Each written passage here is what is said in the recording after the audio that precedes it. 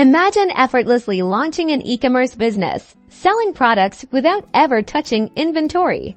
Today, we're diving into the world of dropshipping on Facebook Marketplace, a powerful and accessible way to generate income online. First, the hunt for profitable products. You want items that are in demand but not oversaturated. Browse trending sections on major online retailers like Amazon or Walmart. Look for unique gadgets, home decor, or even pet supplies. The key is to spot items with good profit margins. Aim for at least a 30% markup.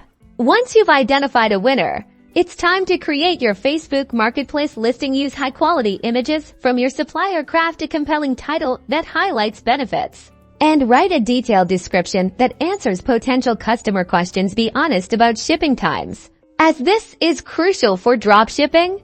Now, for the magic of order management. When a customer purchases an item, your job is to facilitate the transaction. You'll then place the order with your supplier, providing the customer's shipping details. Many suppliers integrate directly with platforms, making this a smooth process. Customer satisfaction is paramount. Maintain clear communication throughout the process. Respond quickly to inquiries, provide tracking information, and handle any issues professionally. A happy customer is a repeat customer, and positive reviews will fuel your growth.